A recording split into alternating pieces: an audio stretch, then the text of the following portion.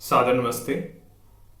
ओम ईश्वर का निज नाम श्रृंखला 2 में आपका स्वागत है। पिछली श्रृंखला में मैंने आपको योग दर्शन, ऋग्वेद और ऐतरेय ब्राह्मण ग्रंथ का रेफरेंस दिया था ओम की इंपॉर्टेंस को समझाने के लिए कि ओम ही जो है ईश्वर का मुख्य नाम, निज नाम कैसे है। इस श्रृंखला 2 में मैं आपको दो उपनिषद, कठोपनिषद और मंडूकोपनिषद का रेफरेंस दूंगा ओम के विषय में और जानकारी देने के लिए। तो पहले जो आप ये स्क्रीन पे देख पा रहे हैं मंडूकोपनिषद का मंत्र है, दूसरे अध्याय का 214वां मंत्र है ये। इस मंत्र की जो व्याख्या है वो गूढ़ है और बहुत ही सुंदर व्याख्या है। इसको ध्यान से आप समझने की कोशिश करिएगा। इसमें ईश्वर कहते हैं कि जो योगी जन है, जो अप्रमत्त अवस्था में तन्मय होकर, अब अप्रमत्त अवस्था कौन सी होती है? अप्रमत्त अवस्था होती है जिसको कहते हैं पूरी पूर्ण जागरूकता की स्थिति, टोटल अवेयरनेस, कॉन्शियस अवेकनिंग जिसको कहते हैं आजकल की भाषा में। अब आप कहेंगे कि टोटली अवेयर तो हम भी हैं, हम ये वीडियो देख पा रहे हैं, हम अपना सारा काम कर रहे हैं, टोटली अवेयर तो हम भी हैं।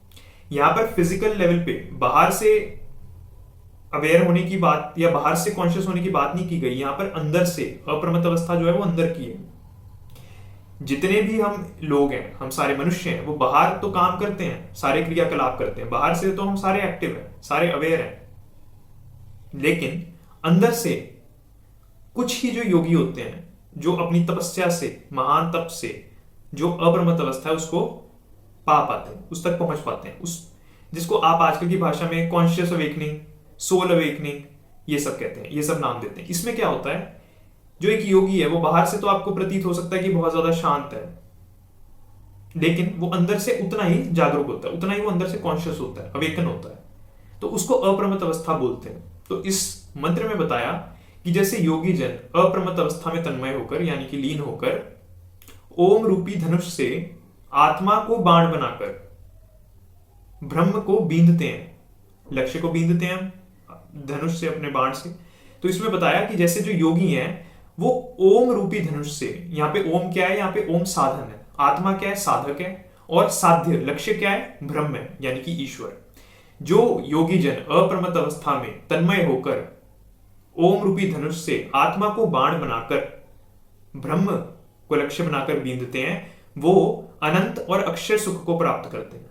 तो यहां पर इस मंत्र में जो सारा एम्फेसिस डाला गया है वो किस पे डाला गया है? वो मेडिटेशन पे, साधना पे डाला गया है कि पहले तो हमें अंदर से वो जो अप्रमत्त अवस्था है उधर तक पहुंचना पड़ेगा।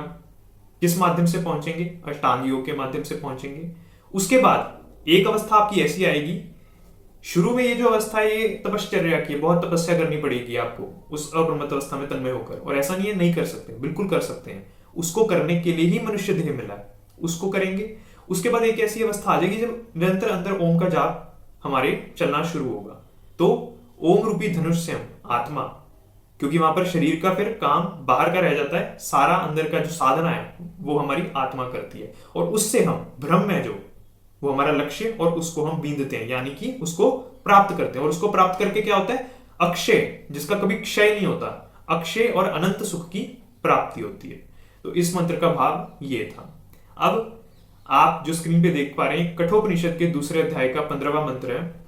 इसमें ईश्वर क्या कहते हैं कि वेद जिस पद का गायन करते हैं, वेद जिस पद का गायन करते हैं, सारी तपस्या, सारे व्रत जिसकी इच्छा के लिए होते हैं, ब्रह्मचर्य आदि व्रत जिसकी इच्छा के लिए होते हैं, जिस पद के लिए सारी तपस्या की जाती है, ब्रह्मचर्य से बड़ा कोई महान तप नहीं है।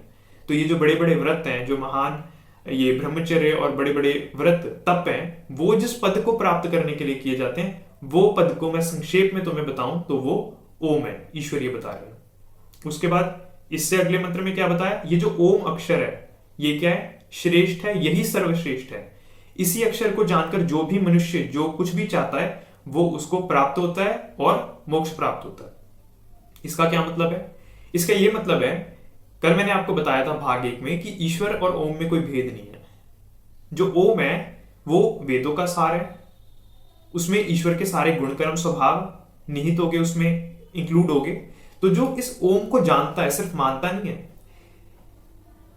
किसी व्यक्ति को जब आप ठीक प्रकार से जानेंगे या किसी वस्तु को ठीक प्रकार से जानेंगे, तभी उससे आप यथा योग्य जो व्यवहार लेना चाहिए वो आप ले पाएंगे। जब तक जानेंगे नहीं तब तक आप गड़बड़ कर देंगे।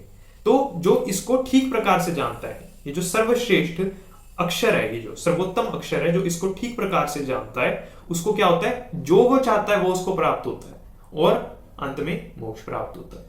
इसके अगले में क्या बताया कि यही आश्रय श्रेष्ठ है, यही आश्रय सर्वश्रेष्ठ है, इसी को ही जानकर मोक्ष प्राप्त होता है। तो ये आपको मंडूकोपनिषद और कठोपनिषद के मैंने आज 2 रेफरेंस दिए, मंत्र आप स्क्रीन पे देख सकते हैं, जिसमें ईश्वर ने दोबारा बताया कि कैसे ये जो ओम है ये इसको जानना, जानने के बाद मानना। मानना मतलब कैसे, बाहर से मानना एक अलग चीज है और अंदर से मानना। अंदर से मानना मतलब मैं आपको सिंपल लैंग्वेज में बताऊं कि पहले तो रिसर्च वर्क मतलब हमारा स्वाध्याय, जानना कि ईश्वर के क्या गुण है, ईश्वर का क्या अस्तित्व है, ईश्वर कौन है, वो क्या करता है, इतना जान लिया। एक बार जान लिया ठीक प्रकार से, उसके बाद मानने का काम शुरू होता है। मानने का काम क्या है, फिर कॉन्सेंट्रेट करना, फिर सारा जो फोकस है वो अपना साधना में रखना। कई बार जीवन में ऐसा भी हो जाता है कि स्वाध्याय मनुष्य करता रहता है क्योंकि स्वाध्याय में उसको रस मिलता है, आनंद आता है, लेकिन जो साधना है वो रह जाती है। लेकिन जो मुख्य काम है वो साधना का है, पहले स्वाध्याय फिर साधना उतनी जरूरी है। मैं इसको अपनी भाषा में इस प्रकार से भी समझता हूं कि जो स्वाध्याय है वो भोजन है और जो साधना है वो भोजन को पचाना है। मान लीजिए अगर मैंने बहुत सारा भोजन कर लिया लेकिन उसको पचाने की शक्ति नहीं है तो वो भोजन व्यर्थ हो गया, है ना। लेकिन और पाचन शक्ति अच्छी है लेकिन मैं अच्छी प्रकार का भोजन नहीं ले रहा तो भी पाचन शक्ति किसी काम की नहीं रहती। तो पहले भोजन यानी कि स्वाध्याय, नॉलेज, ये जो अभी आप प्राप्त कर रहे हैं वीडियो के माध्यम से या कोई बुक पढ़ रहे हैं, कुछ भी है, वो सारा स्वाध्याय में आता है और उसके बाद उसको इंप्लीमेंट करना, लाइफ में एग्जीक्यूट करना, वो आपका साधना में आता है। तो ये दोनों जीवन में बहुत जरूरी है। धन्यवाद।